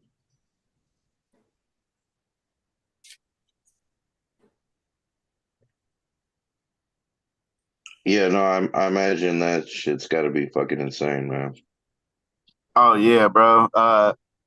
What everybody's curiosity is about how many people I can get to come, bro. And it's like, aside from me and Blasted and the few people that we already got involved, I mean, we've already exceeded numbers that I wasn't expecting. And it's kind of a little bit scary in the sense of like, I wasn't expecting to see that type of numbers, in the sense of people already. I made this little thing on Facebook that kind of had everybody just jumping in and chiming in, and it was an abundance of people. And I was like, oh, fuck, like, I really got to go above and beyond, because this is something I was just going to do with like 10 to 20 vendors. So I just started adding more and more and more because of everybody that was chiming in and trying to jump on it. And then I got vendors telling other vendors, and then everybody's trying to jump in on it. And then I got people trying to like, hey man, like my whole family's going to come. I got people coming from out of town. I'm like, oh my God, like, bro, like all I care about is trying to keep people happy. So I'm just like, I'm freaked out, but I'm happy in the sense, because I know that everything's going to be okay. It's just, I'm a people pleaser in the sense of I always want to make sure everybody's happy around me, because I'm just, like I said, I'm from California, man. I try to stay with positive vibes consistently with everybody around me. And shit, man, if you're always around me, you probably 9 times out of 10, we're going to be blazing up heavy. Did you say where originally in Cali you were from? I'm from Hanford, California, bro. I don't know if you guys know. It's like 30 minutes south of Fresno, but it's literally smack dead center of California. Oh, all right. Yeah, I remember.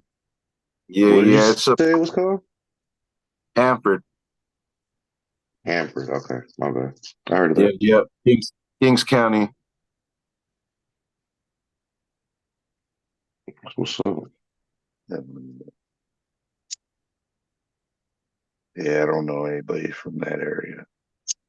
Yeah.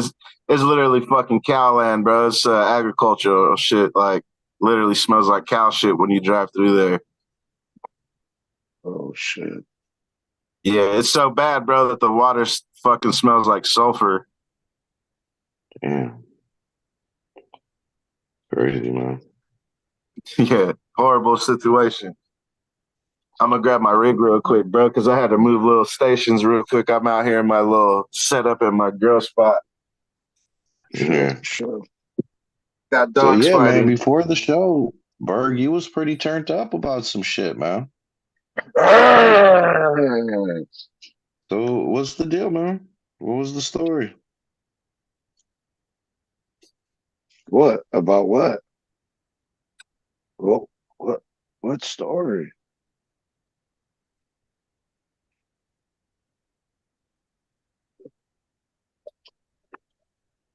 Talking about the federal cannabis rescheduling docs released today. Yeah, those, man. Yeah. I didn't really get into it What'd you read about it, Roach? I did it, man. Me either. I I read know it's all some bullshit, man. Exactly. about it. A guy filed a Is lawsuit. it like I didn't even read it because I didn't want to get even madder because I know what the fuck's coming, man. But this is from a lawsuit that a guy filed against the DEA, and he asked for all kinds of he FOIA'd all kinds of stuff, and they gave him this redacted shit, and he went to court and said, "Come on." So he was just released these hundreds of pages, which basically showed that the government's fighting within itself on who actually got to make the decision where marijuana belongs on the schedule. Is it the HHS, Health and Human Services, or is it the DEA under the Drug Act or whatever they call it, substance issues? And they're in a pissing match over that. The government is. But in the meantime, in this court case, they had to admit that they have a Schedule 3 version of But THC. then where does the FDA come involved in it? Because it's the federal government. They did. This case isn't about the FDA. It's about. I know, but right, is the FDA going to get involved or not? Ends up being a yeah. question. But here's the point: the FDA is involved in the Schedule 3 and Schedule 2 drug issue because there was a drug that was created, Epidiolex, and that was a Schedule 3, and there was a drug that actually replaced Marinol, and that's a Schedule 2. So they already got it on the schedule other places. They're just not sure what to do because there's so many states out there legalizing that it kind of makes them look stupid, I think. And that's what I gathered out of what this guy's FOIA was about, was I'm going to show how dumb you really are over this whole thing, because it got left at Schedule 1. It wasn't put there. Everything started as a Schedule 1 drug, and then as it fell into different categories, it got pulled down, like cocaine and heroin, cocaine and methamphetamines and things like that. But it was only left there because, well, I guess there's reasons. I've heard a number of different stories. You're muted, Roach. I was gonna say, yeah. What'd you hear, Adam? Well, I heard, I'll say it directly out of his mouth. Keith Troop from Normal said that they left it there because at the time that they were making up the schedule, something happened. And I can't remember what the something happened was. It may have been a lawsuit. It may have been we were in Vietnam. It may have been, I'm not sure exactly what the issue is, and if I knew the date that they did this, I would probably be able to tell you the event. But they left it there, and it just kind of left legalization of marijuana in Vietnam. No. Oh man, I'm fucking lost right now. He said that. Nah, bro, that's funny as hell. Anyways, then that enabled Nixon to use it because Nixon hated melanated people, and it became an easy way for law enforcement to have probable cause. I smelt weed. Well, who can prove you didn't? I'm glad that, I mean, I don't know. I've never been in a situation with the police or anything to have to deal with them because I've always had a cannabis card. And back home in California, I was told that I eat my cannabis. So they told me that I could have the maximum amount to carry. Right, so right. like, but you guys have a prescription system out there in Cali than we have, yeah. Which enables guys to get 10, 15 pounds because they juice it or whatever. Yeah. And they'll even allow, like, they ask you too, if when your card, like if you're got your card holder and they tell you, like, do you grow your own shit? They'll be like, yeah, well then you can grow fucking 60 or 99 plants. Like, they grant you some crazy ass number because of how many pounds that you can hold because you eat it. So like, walk around with 15 pounds, bro, lawless. I remember those days. Yeah, man, that's the crazy shit. That's why I was like, yeah, I remember doing silly shit like that back in the day too. So if I've always been around it where it's been freelance. So no matter where I've been, I don't mean to say this and like to try to, I don't know, this is probably bad, but even when I was out here, when it was illegal to grow in Ohio, I was still doing what I was doing out here just because everywhere I go, I grow. So like, that's just been where I'm at, bro. If I'm here, I'm growing. If I'm there, I'm growing. It's been a knack for me. So everywhere I'm at, dude, it's just like I have to pop seeds. Like if I see an empty space and it can hold a light, it's going to hold some plants. So I filled up every crevice in my house at one point. So yeah, just something I like doing, man. It's been in my blood for a minute. So I just love doing this.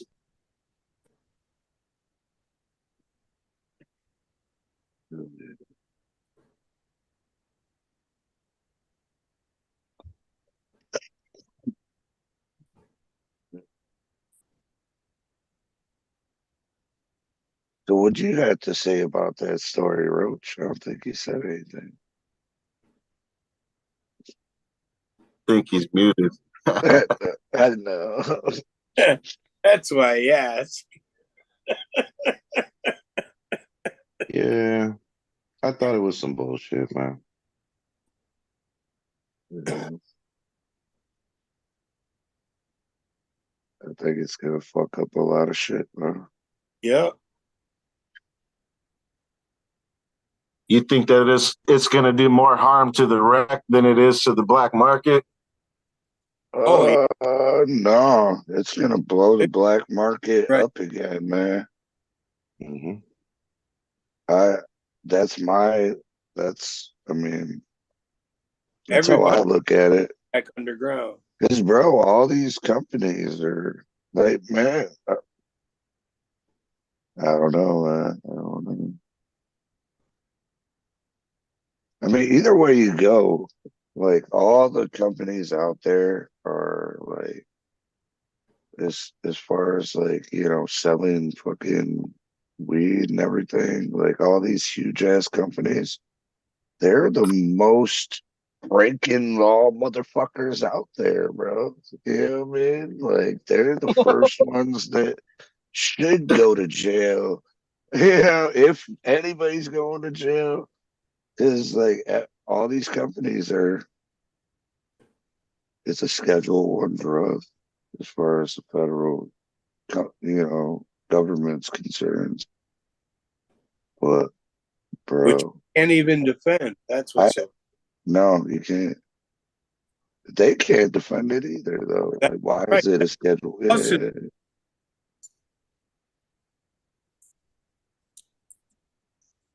I don't know. I've been Yeah, I black mean, I market think the all my reason life. was like, We're gonna go.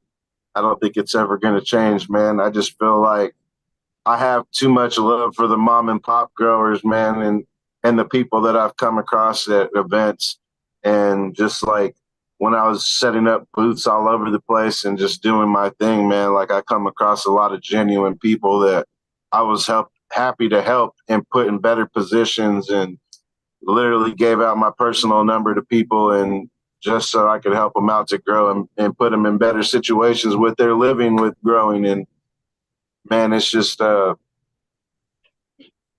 you don't get that feeling when you go to try to talk to somebody who's in the industry for a different reason, bro. Just because they got so much money, they feel like they're in a different class than you, but your weed is better than theirs. right. Right. Yeah, no, man, like the black market isn't going to go nowhere. And the reason why it's been where it is and why weed is still Schedule 1, man, is that reefer madness, the fear factor that they can use and propagate with cannabis. You know what I'm saying?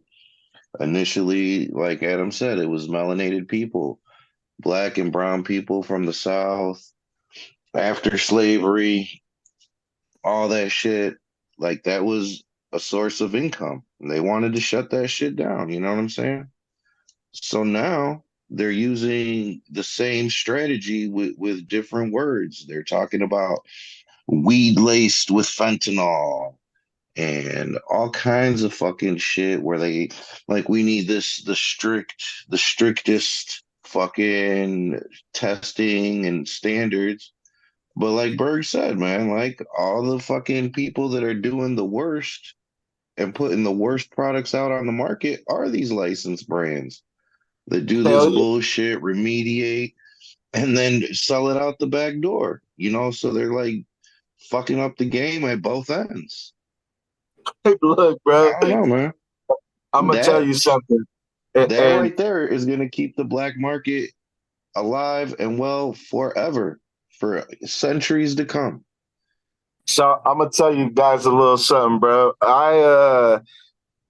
I recently got a divorce a few years ago, man, and I was going through some shit, so I decided to get a job to try to. Well, I still always held a job, but I decided to venture off to try to get into the cannabis industry. So I got hired by a dispensary that's local, bro. Knowing all the knowledge that I have and everything that I've been through, bro, to see the shit that they do behind them closed doors on everything that I love, bro, that I literally tell people not to buy weed. You better off buying it from the street, even if it's you get that low key bad feeling. Like that shit just the shit that they do back there is insane, bro. Like it's a headache weed, bro. Like everything. Look, there's people that brought weed back because it had mold in that shit, and all they did was break it down and put it off to the side, bro, and they're going to sell it as shake because you can't see the mold when it's broke down anymore. So, like... Yeah, that's what they're doing with all that remediated weed. They're fucking making all kinds of pre-rolls with it now.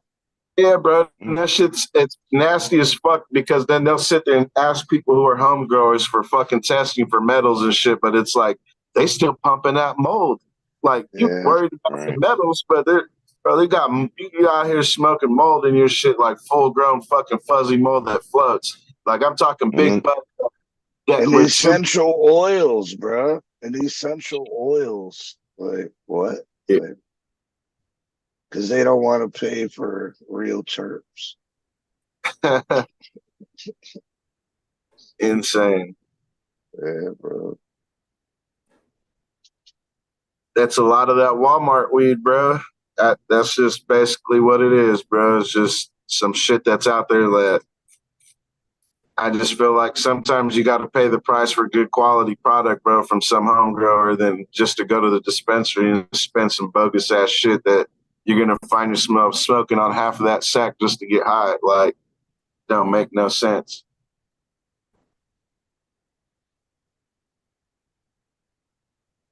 You're muted, Roach. That's the reason that this event is so dope, because everybody that I'm bringing to the table, man, has got something of their own quality, from edibles to concentrates to flower. I honestly think we got somebody there that's got a lot of glassware that's going to be doing like pendants and necklaces and some other shit. So like pretty good with the glass work, man. And like I said, we got the people with the food. We got some dope music.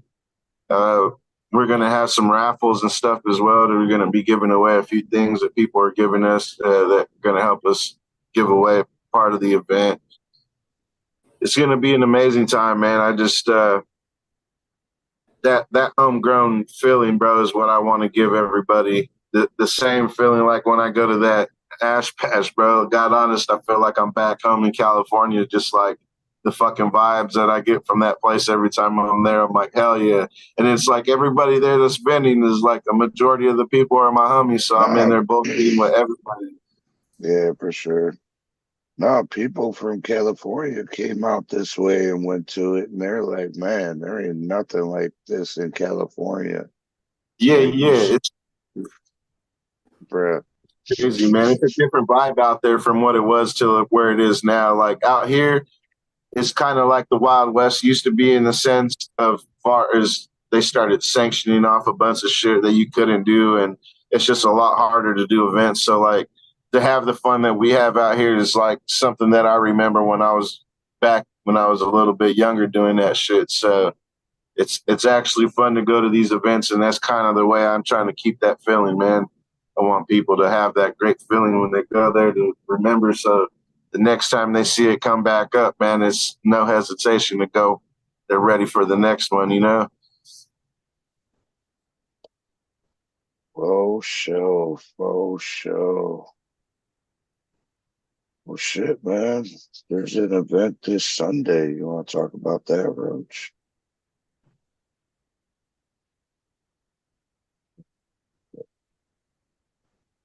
Is he still muted? I think Yeah, he's rolling something. Yeah. He's rolling a joint. Oh, okay.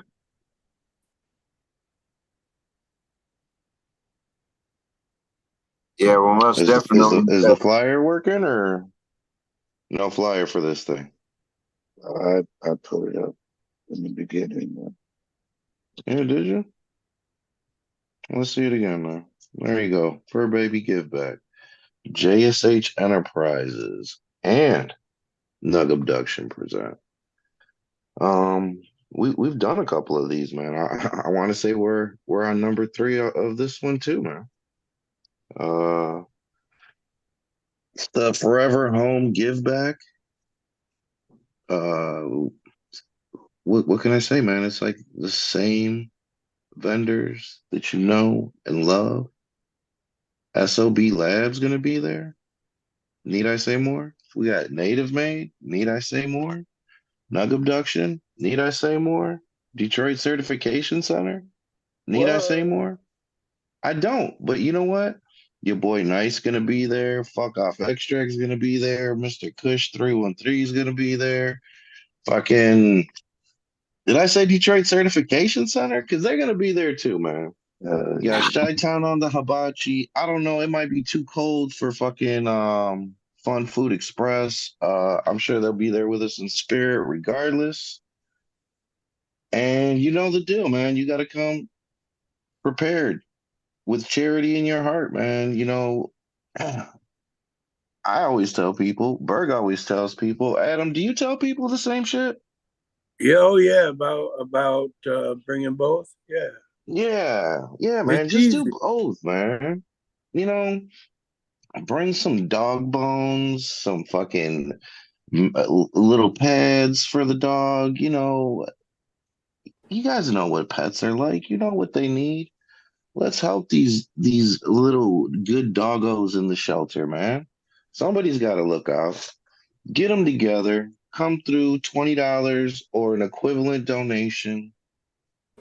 We're gonna have fun, man. There's gonna be raffled at the door. Everybody gets a ticket, chance to win gift baskets from all these awesome vendors that you see on the screen. And I heard them fucking guys from Medical Mondays is gonna be there doing the music and talking some shit. Hell yeah, that'll be dope, man. I'm about to meet you guys that day as well. I'll be there vending and shit. Hell yeah, man. I look forward to it even more, man. But you guys already know what it is. This coming Sunday, 2 to 7. Show up, show love. We gonna be there, man. Yeah, Native Made, man. She makes some of the dopest bread. You guys better get with it. That banana bread. So that's zombie bread. 'Cause that put me in a comatose. It's the pineapple upside down cake does it for me.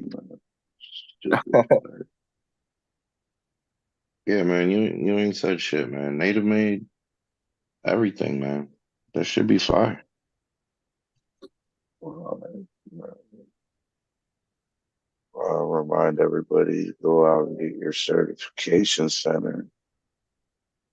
Get your certification center. Damn, you know what? Slow down, Berg. Everybody doesn't have the entrepreneurial spirit. Go ahead, Roach. My bad. Yeah, like, thank you.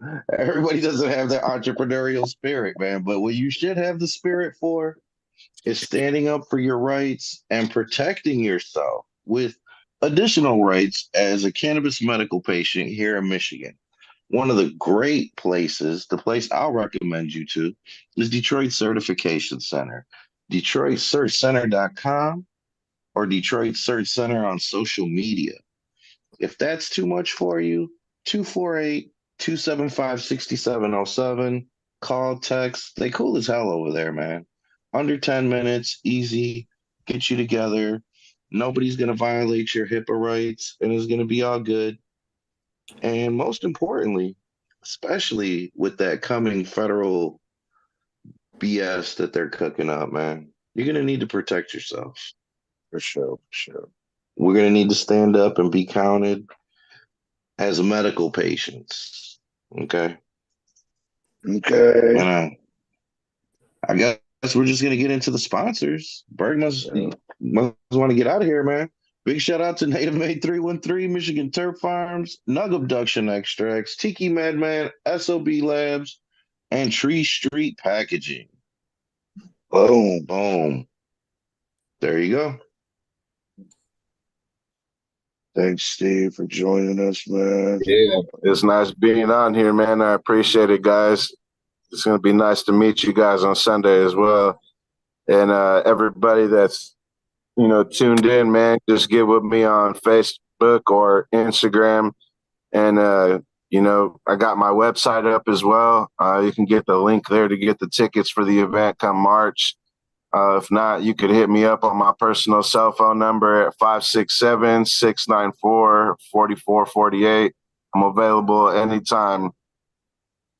Boom. All right, y'all. We'll make sure everybody in here hits that like button before you get out of here. And thanks for joining us, and enjoy the rest of your Monday, y'all.